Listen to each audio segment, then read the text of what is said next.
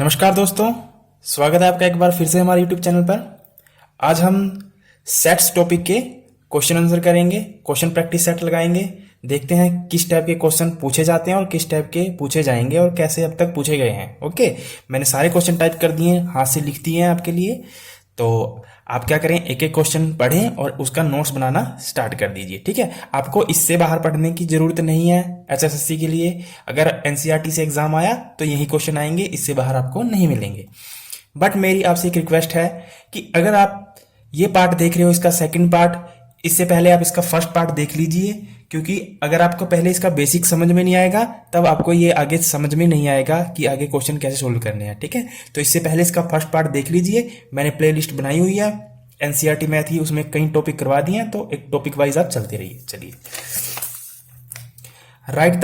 पहला क्वेश्चन है, write the solution of set of equation x square plus में x minus 2 is equal to 0 in the roster form.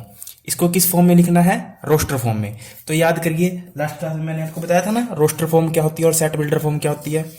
किसी भी set को अगर सिंपल सेट में लिख देंगे तो क्या होगा? Roster form. और सेट बिल्डर फॉर्म क्या होगी इसकी? इसको हम इसी की फॉर्म में, इसको हम इक्वेशन बनाकर इसकी थ्योरेटिकल इसको लिखेंगे तो वो क्या होगा? Set builder form. ठीक है, ये मैंने कल सारा डिटेल में बताया था। तो हमें क्या पूछ रहा है? रोस्टर फॉर्म पूछ रहा है। तो इसका रोस्टर फॉर्म लिख दीजिए। हमारे पास क्या है क्वेश्चन? फर्स्ट क्या कहता है? एक्स स्क्वायर प्लस में एक्स माइनस में 2 इज इक्वल टू 0। तो इसे रोस्टर फॉर्म में लिखना है। तो सबसे पहले क्या करिए, अब इसके फैक्टर बनाइए। फैक्टर कैसे बनाओगे?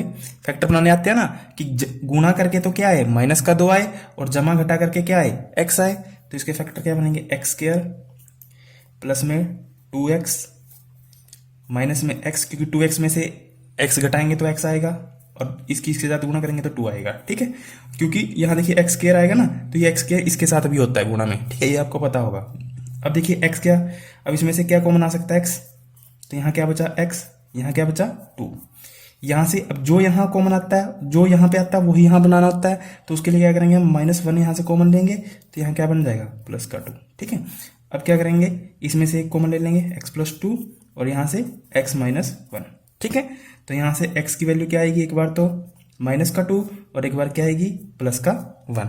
ठीक है, तो इसे हम रोस्टर फॉर्म में कैसे लिखेंगे? कैसे लिखेंगे?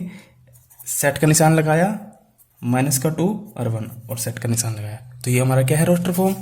इतना ही तो है, बस आपको थोड़ा दिमाग लगाना है, पूछ क्या रहा है और कैसे रोस्टर फॉर्म बनानी है, क्योंकि आपको रोस्टर फॉर्म की पहचान तो पता होनी चाहिए ना, तभी आप कर पाओगे।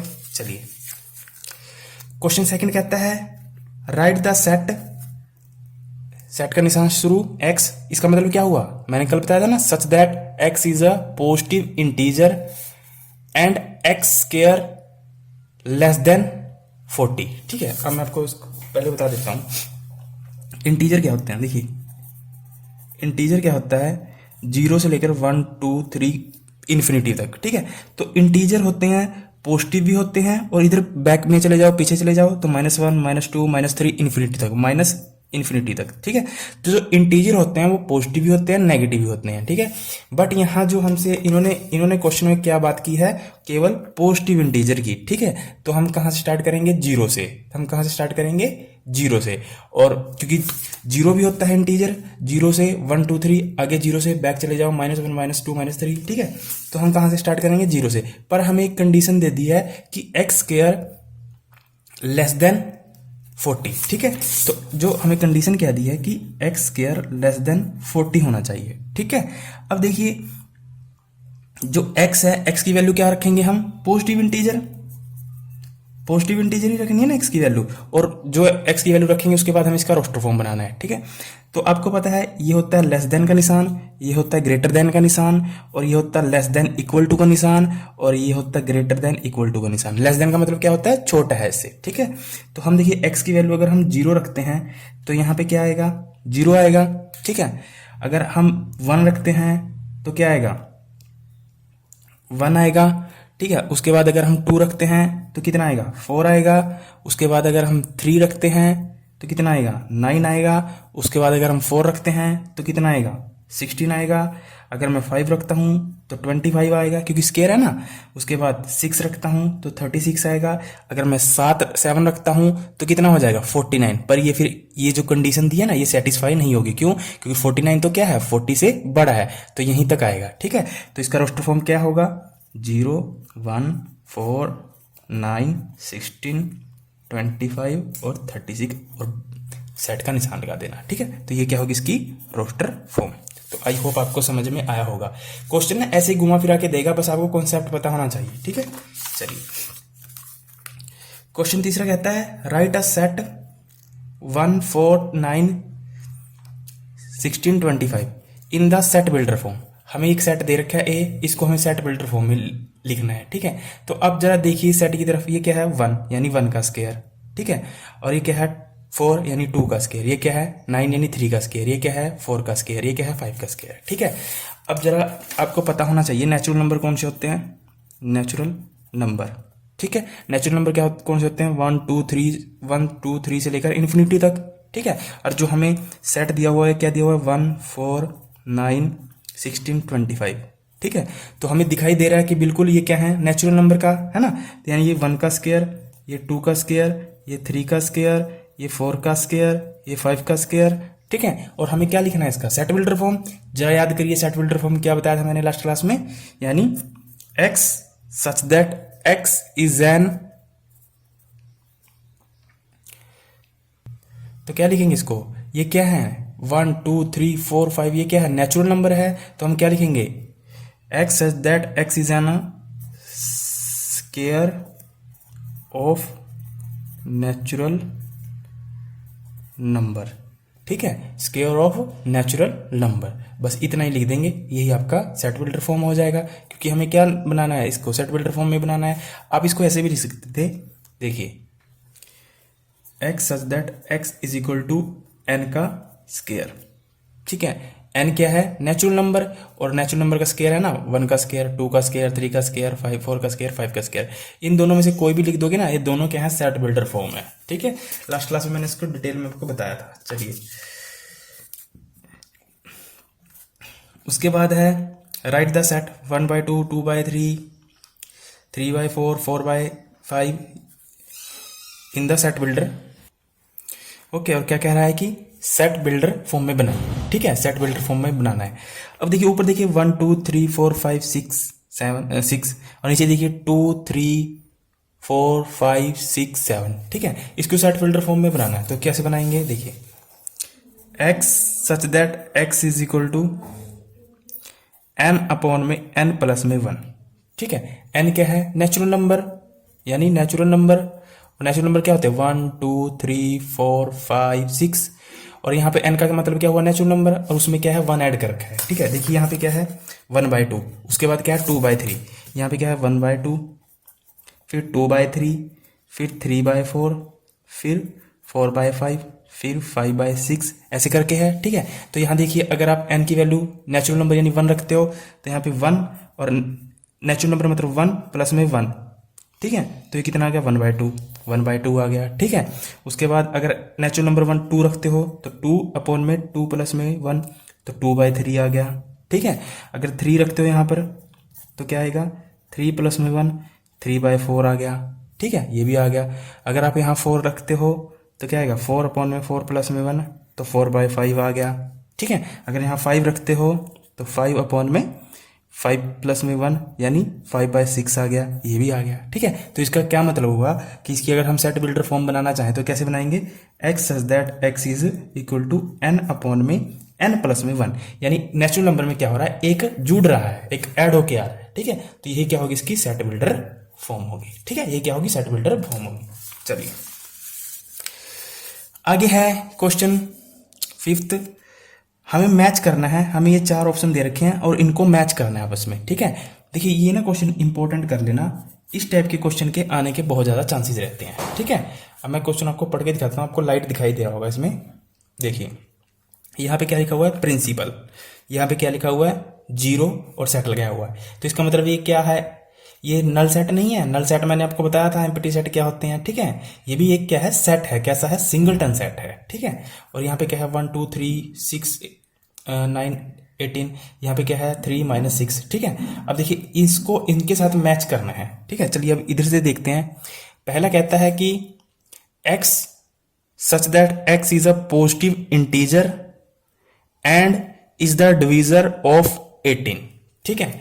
तो हमें क्या बताना है, इसका क्या मतलब हुआ कि जो x है वो क्या है, पॉजिटिव इंटीजर है, ठीक है, पॉजिटिव इंटीजर है। और क्या है, 18 से 18 उनसे क्या होता है, पूरा पूरा कट जाता है, ठीक है। 18 उनसे क्या होता है, पूरा पूरा कट जाता है। अब क्या कह रहा है, पॉजिटिव इंटीजर है। अब देखिए इसका तो कोई मतलब ही नहीं है, इसका भी कोई मतलब नहीं है, या तो आंसर ये होगा ये होगा। देखिए यहाँ से 3 भी 18 से कट जाता है और -3 भी 18 से कट जाता है, पर इसने लिख दिया कि पॉजिटिव इंटीजर, ठीक है। इसने क्या लिख दिया, पॉजिटिव इंटीजर। तो देखिए 1 18 से भाग हो जाता है, 2 भी हो जाता है, 6 भी हो जाता है, 3 भी हो सकता है, 9 भी हो जाता है, 18 भी हो जाता है, ठीक है। तो इसका मतलब क्या होगा, इसका मिलान किसके साथ करेंगे, इसके साथ, ठीक है। चलिए x belongs to x is an integer, x square minus में 9 इज इक्वल टू 0, ठीक है। देखिए यहाँ पे क्या लिखा है इसने, x स्क्वायर माइनस में 9 इज इक्वल टू 0, ठीक है। यानी x क्या है, एक इंटीजर है। और इंटीजर क्या बताया था मैंने आपको कि पॉजिटिव भी हो सकते हैं, नेगेटिव भी हो सकते हैं, ठीक है। अब यहाँ पे x की क्या वैल्यू रखी जाए कि 0 हो जाए। तो यहाँ पे देखिए इसमें अगर आप 3 रखते हो तो क्या होगा, 3 का स्क्वायर क्या आएगा 9, 3 का स्क्वायर क्या आएगा 9, और 9 में से 9 गए 0। और अगर हम -3 रखते हैं, क्योंकि इंटीजर माइनस में भी हो सकते हैं ना, जब तक वो बोले ना कि पॉजिटिव इंटीजर है तब तक हम पॉजिटिव ही लेंगे। अगर उसने कहा कि सिंपल इंटीजर है तो इंटीजर तो भाई नेगेटिव भी हो सकता है और पॉजिटिव भी हो सकता है, ठीक है। तो अगर 3 रखते हैं तब तो 0 आता है, अगर -3 रखते हैं तब भी 0 आएगा। क्यों, क्योंकि -3 का स्क्वायर करोगे आप तो क्या आएगा, पॉजिटिव का 9 और एक नेगेटिव 9, 0 हो जाएगा। तो इसका किसके साथ मिलान करेंगे आप, इसके साथ, ठीक है, इसके साथ मिलान कर दीजिए। आगे कहता है x such that x is an integer and x plus में 1 इज इक्वल टू 1, ठीक है। यानी x क्या है, एक इंटीजर है कि जिसमें x को, ऐसा कौन सा इंटीजर है जिसमें x में जोड़कर क्या है 1 आए, ठीक है। तो यहां बिल्कुल दिख रहा है, अगर मैं 0 जोड़ देता हूं तभी क्या हो जाएगा, 1 हो जाएगा। तो ये इसको सेटिस्फाई कर रहे हैं, ठीक है। उसके बाद प्रिंसिपल, उसके बाद तो प्रिंसिपल सिंपल बच ही गया, x such that x is a letter of word principal, ठीक है। इसको इसके साथ मैच कर दीजिए। तो अगर कभी कंफ्यूज भी हो जाओ ना, तो सबसे पहले देख लीजिए आपको कितना कौन सा आसानी से लगता था। जैसे प्रिंसिपल था तो पहले प्रिंसिपल आप मैच कर सकते थे, फिर आप उसके ऑप्शन चेक कर सकते थे, ठीक है। तो आई होप आपको ये समझ में आया होगा। इस टाइप के क्वेश्चन आने के चांसेस रहते हैं। चलिए 6th क्वेश्चन है, 6th क्वेश्चन भी इसी टाइप का है। जैसे ये क्या कर रहा है कि मैच करना है, इधर क्या दिया हुआ देखिए 1 2 3 6, पहले इधर पढ़ते हैं फिर इसके साथ मैच करते हैं। चलिए अब देखिए यहाँ पे क्या है, सबसे पहले ये मैच कर लीजिए ना, mathematics x such that x is a letter of mathematics, ये तो इसके साथ मैच हो जाएगा, ठीक है। तो जब भी कोई आसानी से मैच होता है ना, तो एकदम से ऑप्शन चेक करिए कि ऑप्शन में ये कहीं फिट बैठ रहा है। तो अगर ऑप्शन में फिट बैठता है तो उसी को क्लिक कर दीजिए, बाकी चीजें देखने की जरूरत भी नहीं है, ठीक है। अब चेक करिए x such that is prime number and divisor of 6। देखिए प्राइम नंबर क्या होता है, पहले प्राइम नंबर भी सीख लीजिए। प्राइम नंबर क्या होता है, जो अपने पहाड़े से कटे और 1 से, ठीक है, जो खुद से और 1 से डिवाइड हो वो क्या होते हैं, प्राइम नंबर, ठीक है। और सबसे छोटा प्राइम नंबर क्या होगा, 2, क्योंकि 2 1 से भी कटता है और 2 से भी कटता है। 3 1 से भी कटता है, 3 से भी कटता है। 5 किससे कटता है, 1 से भी कटता है और 5 से भी कटता है। 7 9, क्या 9 होगा, नहीं, क्योंकि 9 1 से कटता है, 3 से कटता है और कैसे 9 से भी कटता है, ठीक है। तो जो अपने से और खुद एक 1 से कटे तो वो क्या होते हैं, प्राइम नंबर। तो अगर पूछा जाए कि सबसे छोटा प्राइम नंबर क्या है, तो क्या होता है 2, ठीक है। तो सबसे छोटा प्राइम नंबर क्या होता है, 2। चलिए तो x such that x is a prime number and divisor of 6, ठीक है। तो प्राइम नंबर है और वो किससे डिवाइड होना चाहिए, वो 6 उससे क्या हो जाता है, डिवाइड हो जाता है, ठीक है, पूरा पूरा। तो यहां देखिए 1 तो प्राइम नंबर नहीं है, तो यही या तो ये हो सकता है, ये भी नहीं हो सकता, सिंपल यही होगा, क्योंकि मैंने आपको बताया 2 सबसे छोटा प्राइम नंबर होता है और 3 भी क्या है, प्राइम नंबर है, क्योंकि 3 1 से और 3 से ही कटता है, ठीक है। तो सिंपल इसको इसके साथ मिला दीजिए, इसमें तो कुछ चेक करने की जरूरत भी नहीं पड़ी होगी आपको। चलिए x such that is odd natural number less than 10, ठीक है। तो ओड नेचुरल नंबर है, ओड नेचुरल नंबर कौन से होते हैं, जो 2 से डिवाइड ना हो और लेस देन 10 है। तो यहाँ दिखाई दे रहा है 1 3 5, ये क्या है, ओड नंबर। तो इसको इसके साथ मिला दीजिए और जो बचा इसके साथ मिला दीजिए, चेक करने की जरूरत ही नहीं है। ठीक है, देखिए इतना करने की जरूरत नहीं है, 1 2 मिलाओ और ऑप्शन चेक करो, बस अपना टाइम सेव करो।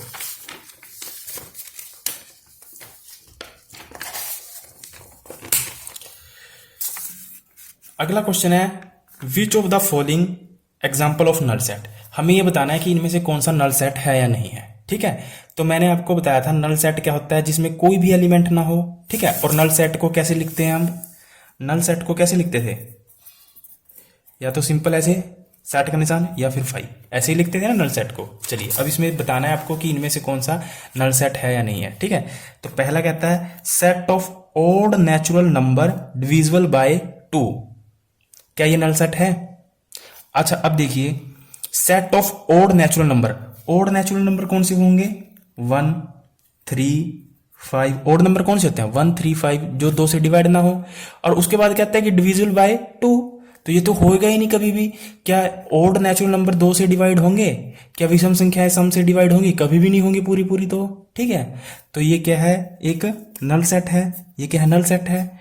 उसके बाद set of even prime number, ठीक है, सेट ऑफ इवन प्राइम, अभी मैंने आपको बताया प्राइम नंबर कौन से होते हैं, जो अपने पहाड़े से कटते हैं और किससे, 1 से। ठीक है, तो set of even prime number, तो यहां पे अगर मान लीजिए यहां पे 2 आता है, क्योंकि वो क्या है, प्राइम नंबर। उसके बाद इसने क्या कहा है, इवन प्राइम नंबर। ठीक है, आपको प्राइम तो चेक करना है, उसके साथ क्या चेक करना है, इवन भी चेक होना चाहिए। इवन क्या होते हैं, जो 2 से भाग हो, ठीक है, जो 2 से डिवाइड हो। तो देखिए 3 प्राइम तो है पर वो इवन नहीं है, 5 प्राइम तो है पर वो इवन नहीं है। ठीक है, 10 प्राइम तो है, सॉरी हाँ 10 तो इवन है बट प्राइम नहीं है। ठीक है, तो क्या आएगा, सिंपल सिंगल 2 ही आएगा। ठीक है, 2 ही आएगा। और इसको अगर हम सेट में लिखते हैं तो क्या आप इसको नल सेट कहेंगे, नहीं, क्योंकि ये कैसा सेट है, सिंगलटन सेट है ना, क्योंकि एक एलिमेंट है। तो आप क्या कहेंगे, ये सिंगलटन सेट है। ठीक है, तो हमसे क्या पूछा है, नल सेट, तो ये क्या है, नल सेट नहीं है। ठीक है, चलिए x such that x is a natural number, x क्या है, नेचुरल नंबर है। नेचुरल नंबर क्या होते हैं, 1 2 3 4 5। ठीक है, उसके बाद कंडीशन देखिए कि एक्स लेस देन 5, यानी x क्या है, 5 से तो छोटा होना चाहिए और 6 से क्या होना चाहिए, सॉरी x 7 से क्या होना चाहिए, बड़ा होना चाहिए। इस कंडीशन को पढ़िए फिर समझ में आएगा। ये जो x है वो नेचुरल नंबर है। ठीक है, और x क्या कहता है कि जो 5 है उससे तो क्या होना चाहिए, छोटा होना चाहिए, और x 7 से क्या होना चाहिए, बड़ा होना चाहिए। ये तो बिल्कुल ही उल्टी बात है। अगर मान लीजिए मैं 6 लेता हूं, ठीक है, तो अगर मान लीजिए मैं 6 लेता हूं, 6 भी क्या है, एक नेचुरल नंबर है, तो x क्या होगा, ये इससे तो क्या होगा, जो 6 है इससे क्या होगा, ये भी इसमें यहां पे भी फिट नहीं बैठता। क्यों, क्योंकि 6 क्या हो जाएगा, इससे बड़ा हो जाएगा, और यहां पे क्या क्या रखा है कि ये छोटा होना चाहिए। ठीक है, अगर मैं यहां रखता हूं, यहां भी नहीं फिट बैठेगा। ठीक है, क्योंकि 6 क्या हो जाएगा, यहां छोटा हो जाएगा, इससे बड़ा होना चाहिए। अगर आप 2 रखते हो या 3 रखते हो, कुछ भी रखते हो, अगर मान लीजिए 2 रखते हो या 4 रखते हो, एक ही रख के देख लीजिए 4, अगर 4 रखते हो तो 5 से क्या होगा, छोटा, यहां तो फिट बैठता है। अगर 4 यहां रखते हो तो 4 क्या बड़ा है 7 से, यहां भी नहीं फिट बैठता। ठीक है, तो ये तो बिल्कुल ही उल्टी बात है। तो इसका मतलब क्या है, इसमें कुछ भी नहीं आएगा। तो ये क्या है, एक नल सेट है। ठीक है, ये क्या है, एक नल सेट है, यानी एम्प्टी सेट है। Y such that y is a point common of any 2 parallel lines. ठीक है, अब देखिए जो 2 पैरेलल लाइंस होती हैं, क्या उनमें कोई, पैरेलल मतलब समांतर, 2 समांतर लाइन होंगी, क्या उनमें कुछ कॉमन होगा, कभी भी नहीं होगा। ठीक है, तो ये क्या है, एम्प्टी सेट है। ठीक है, तो इनमें से कौन सा एम्प्टी सेट नहीं था, सिर्फ ये, बाकी सब क्या है, एम्प्टी सेट। अब एग्जामिनर इसको कैसे भी सेट कर सकता है। ठीक है, कुछ भी पूछ सकता है, बस आपको ना कॉन्सेप्ट आना चाहिए। चलिए अगला है which of the following set of finite और इनफाइनाइट। ठीक है, अब मैंने आपको बताया था कि फाइनाइट सेट कौन से होते हैं, फाइनाइट सेट जिनको हम काउंट कर सकते हैं, और जिनको हम काउंट नहीं कर सकते वो क्या होते हैं, इनफाइनाइट सेट। ठीक है, अब पहला कहता है कि the set of month of a year, यानी एक साल में कितने मंथ होते हैं, 12, क्या हम उनको काउंट कर सकते हैं, बिल्कुल, जनवरी फरवरी दिसंबर काउंट कर सकते हैं। तो ये क्या हुआ, फाइनाइट सेट, ये क्या हुआ, फाइनाइट। और यहाँ पे देखिए सेट 1 2 3 डॉट डॉट डॉट, अब इसके बाद कितने होंगे पता नहीं, इसको तो नहीं हम काउंट कर सकते, ये तो अनंत तक है, इन्फिनिटी तक है। तो ये क्या है, इनफाइनाइट सेट। ठीक है, ये क्या है, इनफाइनाइट। ठीक है, ये क्या है, फाइनाइट। उसके बाद क्या है 1 2 3 1900, यानी 100 तक है ये सेट। कहाँ तक है? 100 तक है, यानी इसको हम काउंट कर सकते हैं ना, 100 तक है, तो ये क्या है? Finite set. ठीक है, उसके बाद है set of positive integer greater than 100। अब देखिए इसने क्या कहा कि set of positive integer, positive integer समझ गए हो ना, ग्रेटर देन 100, ग्रेटर देन 100 यानी 100 से बड़े। अब 100 से बड़े तो पॉजिटिव इंटीजर पता नहीं कितने होंगे, 101, 102, फिर 1000, 10,000, लाख, करोड़, 10 लाख, इन्फिनिटी तक। ठीक है, तो इसको हम काउंट नहीं कर सकते, तो ये क्या है? Infinite set. ठीक है, ये क्या है? Infinite set. The set of prime number less then 19। ठीक है, तो प्राइम नंबर होने चाहिए 90 से छोटे, तो इनको तो हम काउंट कर सकते हैं ना। तो आप लिखिए प्राइम नंबर 2, 3, 5, 7, ऐसे 11, 13, 19, 22, तो 90 से क्या होने चाहिए? छोटे होने चाहिए, तो इनको तो हम कभी ना कभी तो काउंट कर लेंगे ना, तो ये क्या होगा? एक फाइनाइट सेट। ठीक है, तो आपको पता होना चाहिए फाइनाइट क्या होता है, इनफाइनाइट क्या होता है। इससे पहले वीडियो मैंने आपको पूरा बताया था। चलिए, उसके बाद है ये भी वही है, फाइनाइट और इनफाइनाइट के बारे में बताना है, कौन सा फाइनाइट है कौन सा इनफाइनाइट है। ठीक है, चलिए अब देखिए यहां पे क्या है, the set of line which are parallel to x axis. Parallel है एक्स एक्सिस के, क्या इसको आप काउंट कर पाओगे? नहीं, तो ये क्या है? इनफाइनाइट। ठीक है, set of lines letter in the English alphabet. English alphabet में जो जितने भी लेटर होते हैं उसको काउंट कर सकते हो आप, क्या है? 26 लेटर होते हैं, तो क्या होगा? फाइनाइट। ठीक है, तो ये क्या होगा? Finite. The set of number which are multiple of 5। 5 के मल्टीपल कितने नंबर हो सकते हैं? 5 दूनी 10, 20, 30, फिर 15, 20, 25, 30, 35, 45, 40, ऐसे कितने हो सकते हैं इन्फिनिटी तक। हमें ये तो नहीं बोल रखा कि इतने तक पूछा है, हमें तो पूछ रखा है कितने हो सकते हैं 5 के मल्टीपल। तो 5 के मल्टीपल तो बहुत हो सकते हैं ना, अनंत तक हो सकते हैं, तो ये क्या है? Infinite. The set of animal living on the earth. हमारे अर्थ पर कितने एनिमल रहते हैं? क्या आप इसको काउंट कर पाओगे? नहीं कर पाओगे, तो ये क्या है? इनफाइनाइट। इसको काउंट नहीं कर सकते। The set of circle passing through the origin. Origin से, ओरिजिन क्या होता है? ये ओरिजिन से कितने सर्कल पास हो सकते हैं? अनंत पास हो सकते हैं, कितने भी पास कर लो, तो क्या ये इसको काउंट कर पाओगे? नहीं, तो ये क्या होगा? Infinite set. ये क्या होगा? Infinite set. तो आपको इनफाइनाइट फाइनाइट की पहचान होनी चाहिए। ठीक है, अब चलिए आगे है, let A is equal to, ये सेट दिया हुआ है और उसके बाद जो जो नीचे दिया हुआ है उसको बताना है कि ये सही है या गलत है। ठीक है, मैं आपको अलग लिख देता हूं सेट क्या है। अब थोड़ा मजा आएगा क्वेश्चन करने में, क्योंकि ये क्वेश्चन थोड़ा बड़ी अच्छे लेवल का है, और देखते हैं आपको कितना फर्स्ट पार्ट आपको समझ में आया है। ए सेट दिया हुआ है, दिस 1 2 1 2, फिर अंदर एक ऐसे निशान है सेट का, 3 4 और फिर 5 अलग है, फिर सेट का निशान। ठीक है, ये हमें सेट गिवन है, ये हमें गिवन है। अब इससे हमें पूछ रहा है, क्या क्या पूछ रहा है, अब देखिए। अब आपको पहला वीडियो देखा होना चाहिए, तभी आप ये क्वेश्चन सोल्व कर पाओगे, अदरवाइज नहीं कर पाओगे। 3 4 बाहर क्या है? सेट का निशान। बाहर क्या है? सेट का निशान। ये किसका निशान है? ये अब आपको मैं बताऊंगा नहीं, ये किसका निशान है? मैंने कल बताया था आपको, किसका है? सब सेट का। और ये क्या लिखा हुआ? ए हमें सेट दे रखा है। क्या ये इसका सबसेट है? तो मैंने सबसेट के लिए क्या बताया था? सबसेट के लिए क्या बताया था कि जिससे तुलना कर रहे हैं, जिसमें इसमें पूरे ये एलिमेंट आते हैं कि नहीं आते हैं। ठीक है, देखिए 4 आता है, 3 आता है, तो आप इसको सबसेट मत बोल देना, तब ये गलत हो जाएगा। क्यों? क्योंकि देखिए जो ये है ना, ये क्या है? 1 क्या है? एलिमेंट। 2 क्या है इसका? एलिमेंट। 3 और 4 भी क्या है? इसके एलिमेंट हैं। ठीक है, 3 और 4 भी क्या है? इसके एलिमेंट है। तो और ये 5 क्या है? ये भी एलिमेंट है। ठीक है, और सबसेट के लिए पता क्या होना चाहिए जरूरी? सबसेट के लिए सेट का निशान होना चाहिए बाहर। सेट का निशान क्या होना चाहिए? उसके बाहर होना चाहिए, तभी हम सबसेट कहेंगे। अगर मैं कहता हूं कि 2 सबसेट ए, क्योंकि ये ए दिया हुआ है, मतलब ए सेट दिया हुआ है, क्या मैं कह सकता हूं कि ये 2 सबसेट ए है? नहीं कह सकता। क्यों? क्योंकि जब तक मैं इसके बाहर सेट का निशान नहीं लगाऊंगा तब तक मैं नहीं कह सकता कि ये इसका सबसेट है। ठीक है, अगर मैंने सबसेट का निशान लगा दिया तब मैं कह सकता हूं कि हाँ ये क्या है? इसका सबसेट है। ठीक है। अब आपके मन में कंफ्यूजन ये आ रहा होगा कि सर इसके यहां बाहर सबसेट तो लगा हुआ है, ये इसका सबसेट नहीं है, ये तो एलिमेंट दिया हुआ है, ऑलरेडी एलिमेंट दिया हुआ है। अगर आप इसको ना कुछ मान भी लेते हो ना, इस पूरे को मान लीजिए x मान लेते हो, ठीक है, तब आपको बिल्कुल भी कंफ्यूजन नहीं होगी। फिर क्या बन जाएगा ये सेट 1 2 x 5, ठीक है, तब बिल्कुल भी आपको कंफ्यूजन नहीं होगी। अगर अब देखिए, अब इस पूरे को आपने सेट 3 4 सेट ब्रैकेट बंद, ठीक, इसको क्या माना आपने x माना। अगर इसका मतलब क्या हुआ, यहां पे मैं लिख सकता हूं कि x सेट a का है। क्या मैं इसको ऐसे लिख सकता हूं? बिल्कुल लिख सकता हूं, क्योंकि मुझे पता है कि मैंने इस पूरे को क्या मान लिया, x मान लिया, ठीक है। अब नया सेट क्या बन गया, 1 2 x, ठीक है, और 5।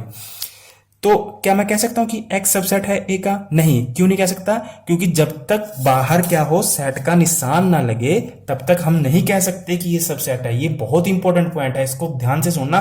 इस क्वेश्चन में बहुत क्वेश्चन छिपे हैं और बहुत कॉन्सेप्ट छिपे हैं। इस क्वेश्चन को बहुत इंपॉर्टेंट लगाकर सोल्व करना, ठीक है। तो इसका मतलब क्या हुआ, ये क्या है, सबसेट नहीं है, ठीक है। इसका ये क्या है, सबसेट नहीं है। बेशक से एलिमेंट मिल रहे हैं, पर इसके नीचे क्या है, एक और सेट का निशान नहीं है। क्यों? क्योंकि जो ये वाला जो सेट का निशान दिया हुआ है ना, ये तो इसका क्वेश्चन का दिया हुआ है, इसके अलावा अलग होना चाहिए था, ठीक है। तो ये क्या है, सबसेट नहीं है, ठीक है। अब चलिए अगला है 3 4 सेट के अंदर। 3 4 ध्यान से देखना, 3 4 सेट के अंदर ये किसका निशान है, याद करिए, ये किसका निशान है, बिलोंग्स का, है ना, बिलोंग का। ये क्या ए से बिलोंग करता है? तो देखिए 3 और 4 एलिमेंट तो हैं ए के अंदर, सेट के अंदर एलिमेंट तो है, बट बिलोंग्स के लिए क्या होना चाहिए, जब हम बिलोंग्स चेक करते हैं, बिलोंग्स का चेक करते हैं, तब बाहर सेट का निशान नहीं होना चाहिए, निशान नहीं होना चाहिए, ठीक है। तब बाहर सेट का निशान नहीं होना चाहिए, और हम चेक कर रहे हैं बिलोंग, और पर बाहर निशान किसका है, सेट का। तो इसका मतलब क्या हुआ, ये गलत है, ठीक है। अगर यहां पे ऐसे होता 3 4 बिलोंग्स टू ए, तब मैं कहता कि ये सही है। अब ये गलत है, क्यों? क्योंकि इसने क्या किया, बाहर सेट का निशान लगा दिया, ठीक है। इसने क्या किया, बाहर सेट का निशान लगा दिया, ठीक है। चलिए उसके बाद क्या है, 3 4, देखिए ये तो क्या है क्वेश्चन का, उसके बाहर सेट का निशान है और सबसेट ए। अब मैं कह सकता हूं कि ये क्या है, सबसेट है, क्योंकि ये पूरा एलिमेंट कहां आता है, मेरे सेट में आता है। ये पूरा एलिमेंट कहां आता है, मेरे सेट में आता है, ठीक है। तो ये क्या करता है, इसके साथ बिलोंग करता है, ठीक है। 1 बिलोंग्स टू ए, बिल्कुल सही है, क्योंकि 1 कहां आता है, इसमें आता है, और 1 के बाहर कोई सेट भी नहीं लगा हुआ है ना। तो क्योंकि मैंने आपको बताया ना, बिलोंग्स के बाहर सेट नहीं लगा होना चाहिए। अगर सेट का निशान है तब वो बिलोंग्स नहीं कहलाएगा। तो ये क्या है, सही। इस क्वेश्चन में बहुत क्वेश्चन मिलेंगे आपको। 1 सबसेट है ए का। अब देखिए 1 ए में तो आता है, बट सबसेट नहीं है। क्यों? क्योंकि इसके बाहर सेट का निशान नहीं लगा हुआ है। बिलोंग्स और सबसेट में बिल्कुल उल्टा रिलेशन है, कंफ्यूज मत हो जाना। इसको ना ध्यान से सुनना और ध्यान से लिख लेना, ठीक है। जो 1 है, ठीक है, जो 1 है वो क्या है, इसका सबसेट नहीं हो सकता। क्यों? क्योंकि इसके बाहर सबसेट का निशान नहीं है। और बिलोंग्स के लिए क्या चाहिए, सेट नहीं होना चाहिए बाहर, और वो एलिमेंट हो मिलना चाहिए उसके अंदर, सेट के अंदर, और उसके बाहर सेट का निशान नहीं होना चाहिए, ठीक है। तो ये क्या हो जाएगा, गलत हो जाएगा, ठीक है। ये क्या हो जाएगा, गलत हो जाएगा। आगे है 1 2 5, बाहर का निशान लगा हुआ है, सेट का, सबसेट है ए का। अब देखिए चेक करिए, 1 इसमें है, 2 भी है और 5 भी है, अलग अलग है, ठीक है। और बाहर सबसेट का निशान भी लगा हुआ है, सॉरी सेट का निशान भी लगा हुआ है। तो हम कह सकते हैं ये सबसेट है, क्योंकि एलिमेंट मिल रहे हैं। उसके बाद है 1 2 5 बिलोंग्स टू ए। अब 1 2 5 बिलोंग्स टू ए तो है, मतलब मिल तो रहे एलिमेंट, बट यहां पे क्या किया इसने, बिलोंग्स के लिए सेट का निशान लगा दिया। ये नहीं होने चाहिए थे, ठीक है। तो ये क्या हो जाएगा, गलत। उसके बाद है 1 2 3। अब 3 तो इसमें आ ही गया, इसमें आ गया ना अलग से, तो हम कह नहीं सकते कि ये सबसेट है। तो ये क्या हो जाएगा, गलत हो जाएगा, ठीक है। ये क्या हो जाएगा, गलत हो जाएगा। उसके बाद है 5 बिलोंग टू ए। क्या इसमें 5 दिखाई दे रहा है आपको कहीं पे? नहीं। तो ये क्या है, गलत।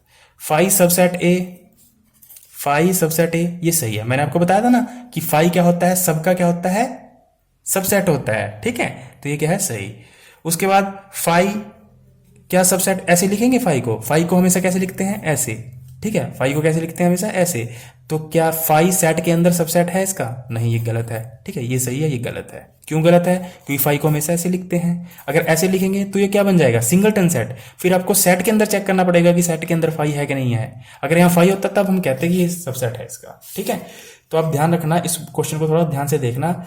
इस क्वेश्चन में डाउट हो सकता है आपको, इस क्वेश्चन में इस क्वेश्चन में आपको डाउट हो सकता है, चलो बाद में देखेंगे, बाकी क्वेश्चन ऐसे ही सोल्व हो गए। ठीक है, चलिए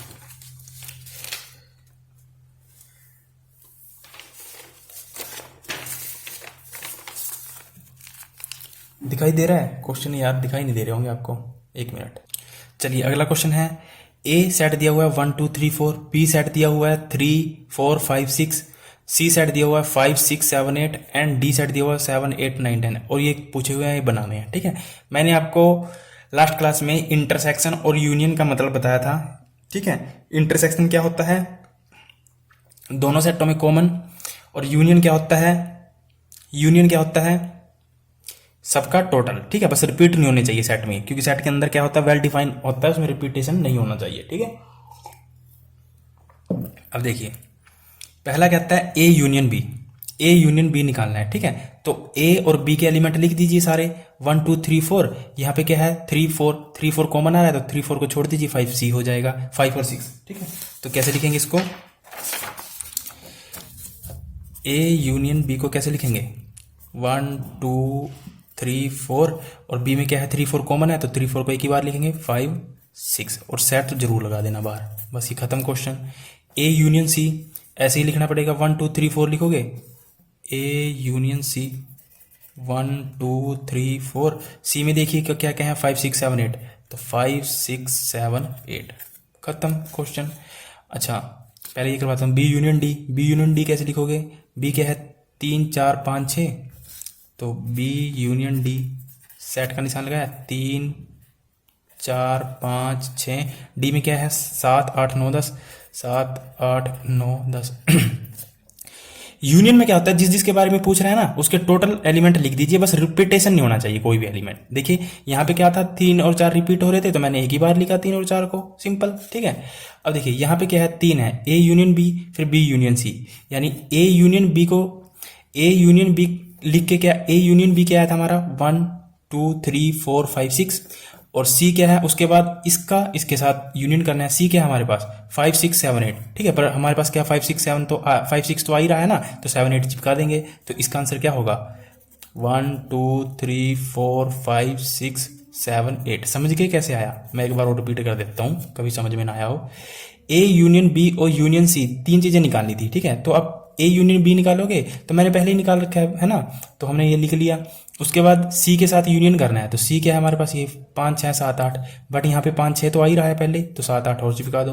ठीक है, यूनियन का क्या मतलब हुआ total, A union B union D.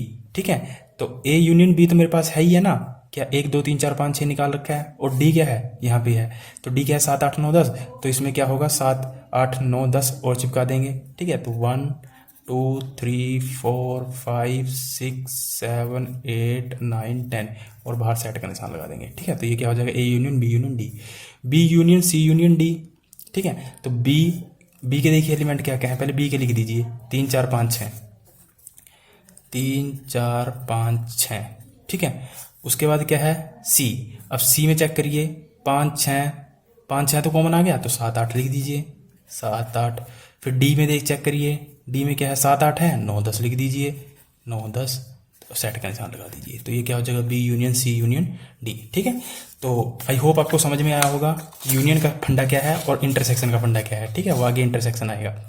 अब देखिए इंटरसेक्शन मैंने क्या बताया था कि जो कॉमन आए। ठीक है, इंटरसेक्शन मैंने क्या बताया था कि जो क्या हो कॉमन हो।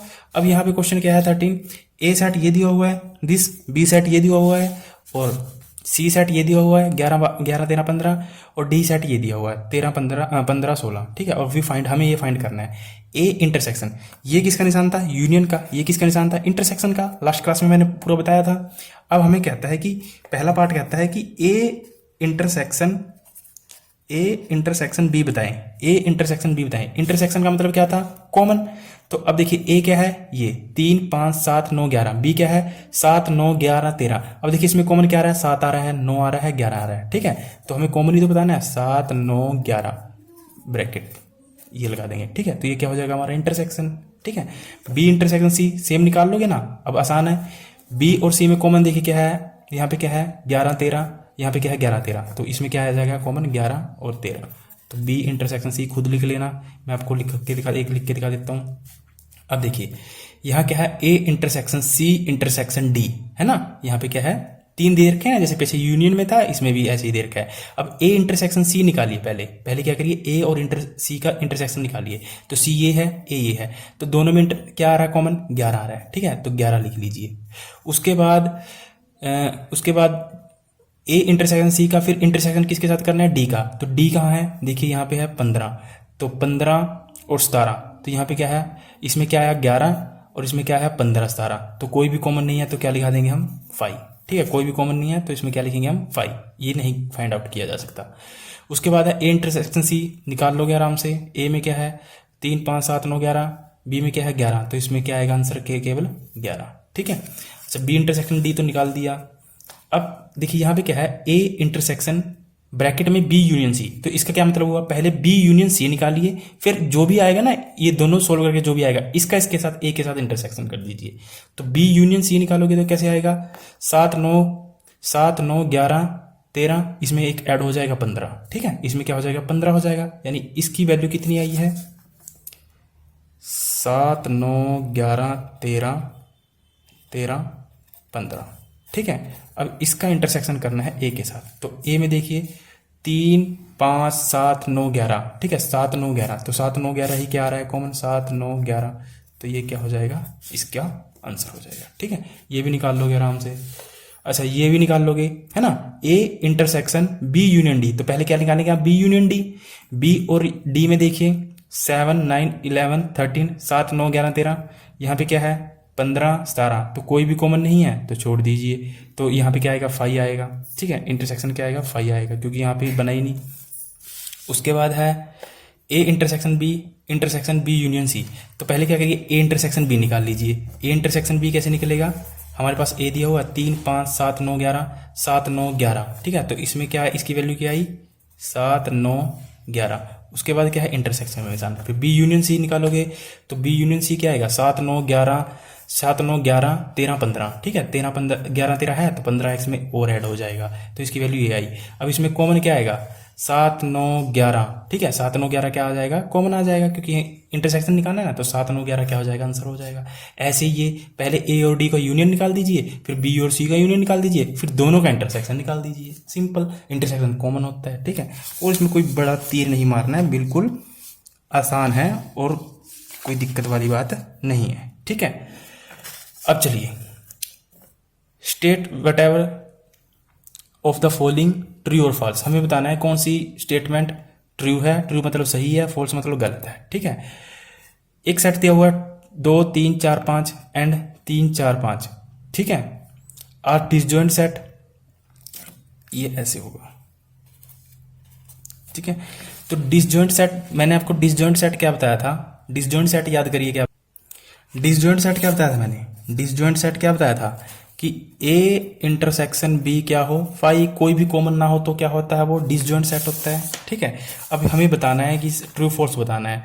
एक सेट दिया है 3 4 5 6, एक सेट दिया हुआ 3 6, ठीक है, तो क्या इसमें कोई कॉमन आ रहा है, क्या इसमें कोई कॉमन आ रहा है, तो 3 क्या है कॉमन आ रहा है, और ये क्या कहता है कि डिसजॉइंट सेट है, तो हम क्या कहेंगे गलत है, क्योंकि डिसजॉइंट सेट में क्या होता है, कोई भी कॉमन नहीं होता, ठीक है। इंटरसेक्शन क्या होती है उसकी, इंटरसेक्शन क्या होती है 5 यानी 0, इंटरसेक्शन का मतलब होता है कॉमन, तो यहाँ पे कॉमन तो आ रहा है, तो हम कहेंगे डिसजॉइंट सेट नहीं है, ठीक है।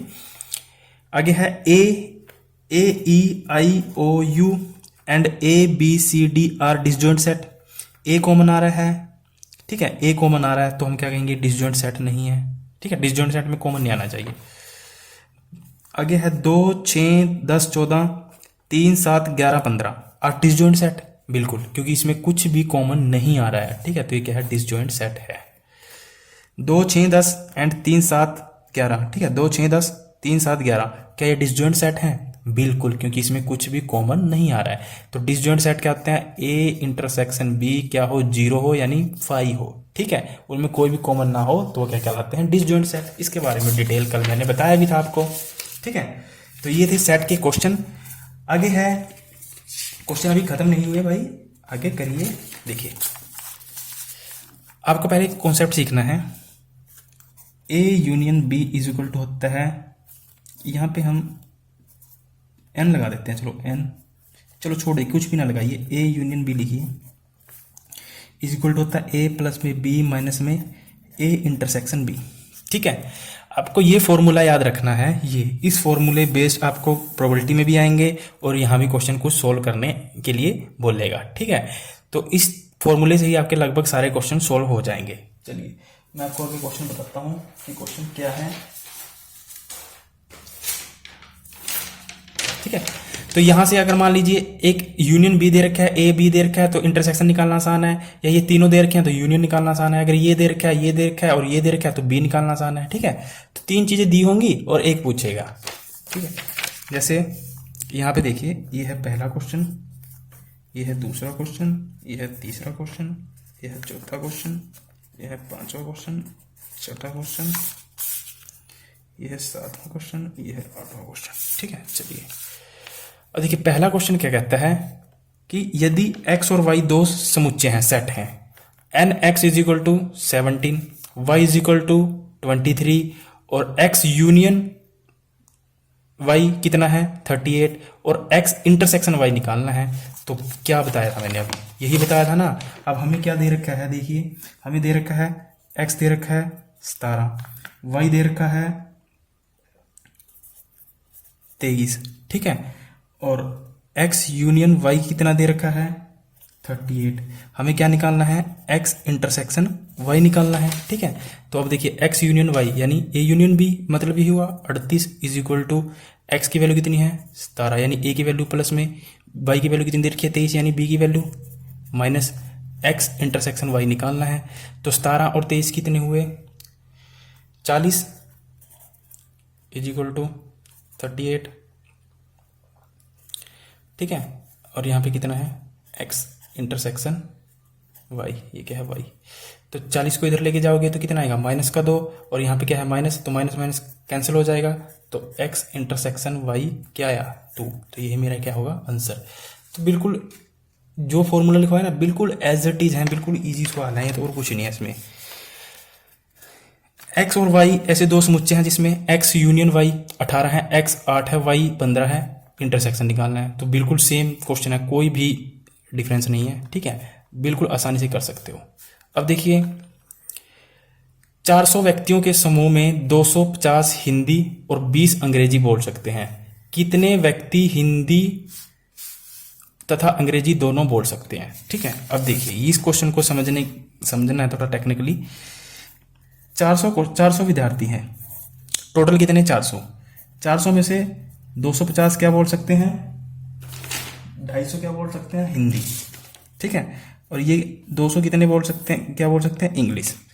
अगर 250 को और 200 को जोड़ते हो आप तो 450 हो जाएगा, पर हमारे पास टोटल कितने विद्यार्थी हैं 400 ही हैं, तो ये 50 हमारे पास क्या है एक्स्ट्रा। ठीक है, 50 क्या है एक्स्ट्रा, यानी इसका क्या मतलब हुआ कि जो 50 हैं वो क्या है दोनों लैंग्वेज बोल सकते हैं, हिंदी बोल सकते हैं और इंग्लिश भी बोल सकते हैं, और यही हमसे क्वेश्चन में पूछा गया है। ठीक है, इसको ना आप वेन डायग्राम के माध्यम से भी कर सकते हो सोल्व। डायग्राम के माध्यम से कैसे करेंगे, अब देखिए ठीक है, एक है हिंदी का, एक है इंग्लिश का। ठीक है, तो अब हमारे पास कितने टोटल कितने हैं 400। ठीक है, टोटल कितने हैं 400। अब 250 क्या बोलते हैं हिंदी बोलते हैं, पर 250 में से कुछ ऐसे भी तो है ना जो दोनों लैंग्वेज बोलते हैं। अब 200 क्या है इंग्लिश बोलते हैं, पर 200 में से कुछ ऐसे भी तो हैं जो क्या है दोनों लैंग्वेज बोलते हैं। अगर मैं इन दोनों का इंटरसेक्शन देखूं तो यहाँ कितना बचता है 50। ठीक है, कैसे, अब देखिए अगर मैं 250 में से 50 घटा देता हूं तो यहाँ पे कितना लिखूंगा मैं 200। तो अगर मेरे से हिंदी के पूछे जाते, अगर मेरे से ये पूछा जाता कि केवल कितने हिंदी बोलते हैं, तब मैं क्या लिखता 200 केवल हिंदी के लिए। ठीक है, केवल हिंदी। अब 200 में से 50 गए, कितने बचे यहाँ पे 150। अब दोनों को जोड़िए, 150 प्लस 50 प्लस में 200 कितना आता है 400। अब फिट बैठ रहा है ना, टोटल भी बैठ रहे हैं। अब क्योंकि जो 50 है 50 क्या बोलते हैं दोनों लैंग्वेज बोलते हैं, 50 क्या बोलते हैं बोथ हिंदी भी इंग्लिश भी। ठीक है, बोथ हिंदी भी इंग्लिश भी। अब इस क्वेश्चन में ना वो अपनी लैंग्वेज ही थोड़ी चेंज कर देगा एग्जामिनर। कैसे, वो बोलेगा कि केवल कितने विद्यार्थी हिंदी बोलते हैं। तो अगर केवल की बात की ना तो केवल का मतलब ये बस ये भाग, ये वाला भाग, उसमें कितने आ रहे हैं 200। अगर वो कहता कि कितने विद्यार्थी हिंदी बोलते हैं, केवल हटा दिया उसने, अब उसने केवल हटा दिया तो कितना होगा 200 प्लस में 50 250। अगर वो कहता कि केवल कितने विद्यार्थी इंग्लिश बोलते हैं तो अब क्या लिखाएंगे 150। अगर वो कहता है कि कितने विद्यार्थी इंग्लिश बोलते हैं, केवल हटा लिया तो कितना आएगा 200। ठीक है, क्वेश्चन को ध्यान से समझना, इस टाइप के क्वेश्चन आने के चांस है। उसके बाद है यदि S और T दो समुच्चय हैं, S 21 T 32 इंटरसेक्शन इतना, तो यूनियन निकालना है तो इन दोनों को जोड़ो। 21 और 32 कितने होंगे 3, 53, 53 में से 11 गए, यहीं कर देता हूँ 53 में से 11 जाएंगे तो कितना 2, 4, 42, 42 आपका आंसर होगा। कैलकुलेशन आगे पीछे हो सकती है, बाकी यही होगा ऐसे ही। ठीक है, ये तो बिल्कुल आसान है। आगे है X और Y दो समुच्चय हैं जिसमें X 40 है, X यूनियन Y 60 है, X इंटरसेक्शन 10 है, तो Y का मान बताइए। तो बिल्कुल आसान है, सब कुछ दे रखा है, Y का हम पूछ रहा है। तो अगर यूनियन है ना, तो अब इस फॉर्मूले में रख दीजिए, इस फॉर्मूले में जो बताया मैंने बिल्कुल निकल जाएगा। वो यहाँ पे देखिए, यहाँ पर A यूनियन B है ना, तो यहाँ पे क्या दे रखा है इसने X यूनियन Y, यहाँ क्या दे रखा है 60। इसका क्या मतलब यहाँ पे क्या दे रखी है वैल्यू 60। उसके बाद X दे रखा है 40, यानी A की जगह क्या है 40, प्लस में Y निकालना है, और A इंटरसेक्शन B यानी X इंटरसेक्शन Y कितना दे रखा है 10। तो इसकी Y की वैल्यू निकालनी है ना, ये इक्वल टू में है, तो बिल्कुल ही आसान है। क्या है इसमें, अब इधर लेके जाओगे तो कितना आ जाएगा 20, 60 में से चली गई 20, और माइनस के 10 को इधर लेके जाओगे तो कितना आएगा 30, तो Y की वैल्यू क्या आ जाएगी 30। बिल्कुल आसान है, तो आप खुद कर लेना। चलिए अब देखिए, 60 व्यक्तियों के समूह में 37 व्यक्ति कॉफी और 52 व्यक्ति चाय को पसंद करते हैं। प्रत्येक व्यक्ति दोनों में से कम एक पेय पसंद करता है, यानी एक चीज को पसंद करता है। तो कितने व्यक्ति कॉफी और चाय दोनों को पसंद करते हैं? तो कितने व्यक्ति कॉफी और चाय दोनों को पसंद करते हैं, इसका मतलब क्या है, इंटरसेक्शन पूछ रहा है ना। दोनों को पसंद करते हैं मतलब उसमें कॉमन पूछ रहा है। ठीक है, तो सिंपल है, ये क्या है A यूनियन B। यहाँ पे A को क्या लिख सकते हो, यानी कॉफी को क्या लिखोगे C, और चाय को क्या लिखोगे T। ठीक है, यानी कॉफी यूनियन T, यानी कितना हुआ 70, और ओनली कॉफी कितने 37, और टी कितने हैं 52। ठीक है, तो इन दोनों को जोड़ोगे तो कितना आएगा 89 में से 70 में से 89 घटाओगे तो कितना आएगा माइनस का 90, और माइनस का 90 इधर वो होता है ना, यानी X A इंटरसेक्शन B होता है, माइनस का होता है, तो माइनस माइनस कैंसिल हो जाएगा, तो क्या आएगा 19 ही आपका आंसर होगा। ठीक है, आप क्या करें, सीधा इसको जोड़ें और इसमें से घटा दें।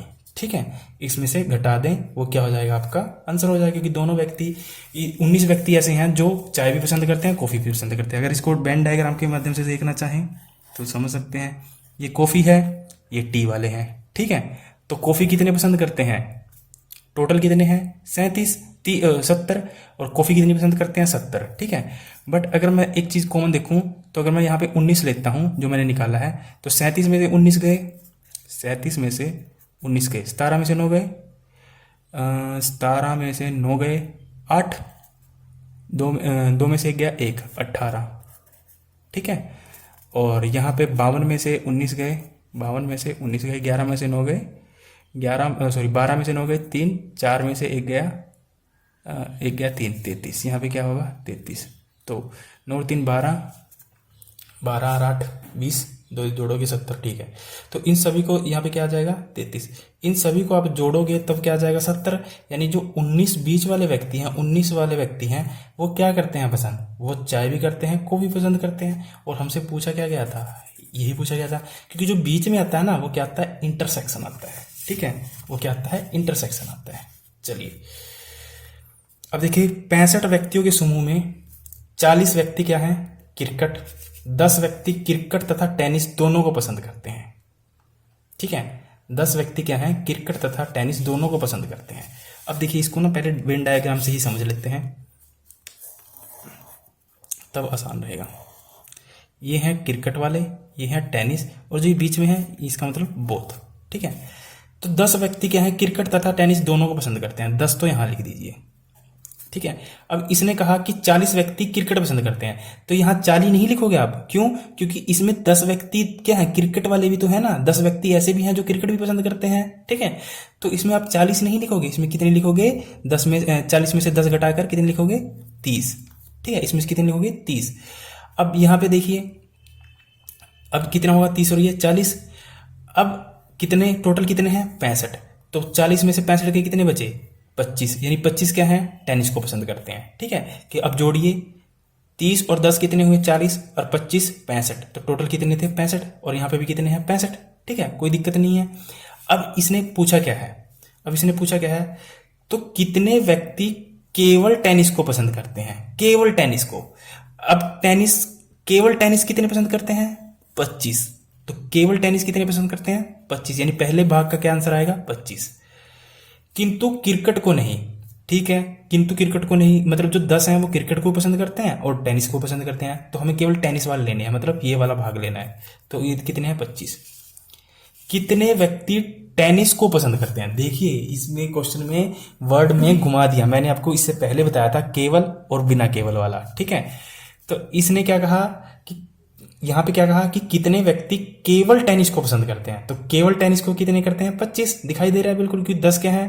टेनिस भी है और क्रिकेट वाले भी हैं इसमें। फिर अगर हम इसको ऐड करेंगे तो वो क्रिकेट वाले भी ऐड हो जाएंगे।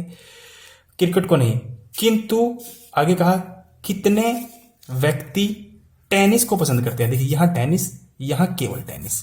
तो जब केवल टेनिस की बात करेगा तो 25, और जब टेनिस की बात करेगा तो 10 और ऐड हो जाएंगे, तो कितना हो जाएगा? 35। तो 2 आंसर होंगे इसके, एक 25 और एक 35, क्योंकि इसमें 2 पूछे हुए हैं। ठीक है, तो ऑप्शन में भी आपको 2 मिलेंगे। चलिए, एक कमेटी में 50 व्यक्ति फ्रेंच बोलते हैं, 20 व्यक्ति स्पेनिश बोलते हैं और 10 व्यक्ति स्पेनिश और फ्रेंच दोनों ही भाषा बोल सकते हैं। कितने व्यक्ति इन दोनों में से कम एक भाषा बोल सकते हैं? तो अब इसने पूछा कि कितने व्यक्ति मतलब एट लीस्ट कितने व्यक्ति की कम से कम मतलब एट लीस्ट। ठीक है, 50। अब इसको भी डिवाइड डायग्राम से करिए, ये फ्रेंच है और ये स्पेनिश है। ठीक है, तो 50 व्यक्ति क्या हैं? फ्रेंच, 20 व्यक्ति स्पेनिश और 10 व्यक्ति दोनों। तो पहले तो क्या करिए, कॉमन वाले को ले लीजिए। ठीक है, अब 10 व्यक्ति क्या है? फ्रेंच भी बोल सकते हैं, स्पेनिश भी बोल सकते हैं, बट यहाँ क्या कह रहा है कि 50 व्यक्ति फ्रेंच बोलते हैं। ठीक है, तो हम क्या करेंगे, 50 में से 10 घटा देंगे तो कितना आएगा? 40। यहाँ क्या कहता है? 20 व्यक्ति स्पेनिश बोलते हैं, हम क्या करेंगे, 20 में से 10 घटा देंगे तो क्या आएगा? 10। ठीक है, तो अब क्या है? 10 50 10 कितना गया? 60। और हमसे क्या पूछा है कि कितने व्यक्ति दोनों ही भाषाओं में कम से कम एक भाषा बोल सकते हैं? कम से कम एक भाषा बोल सकते हैं। ठीक है, अब देखिए, ये जो व्यक्ति हैं, ये क्या है? अब देखिए, आपको ना मैंने आपको परमुटेशन एंड कॉम्बिनेशन करवाया था, अभी प्रोबेबिलिटी करवाया नहीं है, तो प्रोबेबिलिटी में आएंगे इस टाइप के क्वेश्चन, कम से कम और ज्यादा से ज्यादा। ठीक है, अब इसकी भाषा को समझिए क्वेश्चन की। इसने कहा है कि इनमें से कितने व्यक्ति दोनों भाषाओं में से कम एक भाषा बोल सकते हैं? कम से कम एक भाषा तो बोल ही सकते हैं, ज्यादा से ज्यादा कोई रिस्ट्रिक्शन नहीं, ज्यादा से ज्यादा तो कोई रिस्ट्रिक्शन नहीं है। ज्यादा से ज्यादा क्या होगा? दोनों भाषाएं बोल सकते हैं। ज्यादा से ज्यादा यही होगा ना कि एक व्यक्ति, मान लीजिए राम है, वो दोनों भाषाएं बोल सकता है और एक भी भाषा बोल सकता है, पर इसने क्वेश्चन में हमसे पूछा है कि कम से कम एक भाषा बोल सकता है। कम से कम एक तो उसको आनी ही चाहिए, ज्यादा की कोई लिमिट नहीं, ज्यादा जितनी मर्जी बोलिए। ठीक है, अब देखिए, ये जो 10 है, अगर हम 10 लेते हैं तो 10 क्या आएगा? 10 क्या आएगा? दोनों 10, ये 10 लोग हैं, वो क्या है? वो स्पेनिश भी बोल सकते हैं और फ्रेंच भी बोल सकते हैं। अब यहां पे क्या है, अगर मैं ये वाले 10 लेता हूं तो ये क्या करते हैं? ओनली स्पेनिश बोल सकते हैं। अगर मैं 40 लेता हूं, ये ओनली फ्रेंच बोल सकते हैं। ठीक है, ओनली फ्रेंच बोल सकते हैं। बट मेरे को क्वेश्चन में कहा है कि कम से कम एक भाषा उसको तो आनी ही चाहिए, ज्यादा से ज्यादा कितनी भी आए। ठीक है, तो इसका क्या मतलब हुआ? ये भी आ सकती है उसको, ये भी आ सकती है, ये भी आएगी, तो कोई दिक्कत नहीं होगा। तो तीनों को जोड़ देंगे ना, तो ये क्या हो जाएगा? हमारा आंसर हो जाएगा 60। क्वेश्चन की भाषा को समझिए। क्वेश्चन की भाषा कहती है कि कम से कम एक तो आनी चाहिए, ज्यादा से ज्यादा कितनी भी आए कोई दिक्कत नहीं। तो ज्यादा से ज्यादा कितनी हो सकती है? 60 ही हो सकते हैं ना। ज्यादा से ज्यादा कितने व्यक्ति हो सकते हैं? व्यक्ति पूछे ना, तो ज्यादा से ज्यादा व्यक्ति कितने हैं? 60 ही व्यक्ति हैं, तो 60 ही क्या होगा? हमारा आंसर होगा। ठीक है, तो चलिए, आज हमारा सेट खत्म हो चुका है। इसके बाद हम रिलेशन फंक्शन करेंगे, तो आप नोट्स बना लीजिए और अच्छा, वीडियो को शेयर जरूर किया करें, लाइक कमेंट जरूर किया करें। ठीक है, thank you, all the best.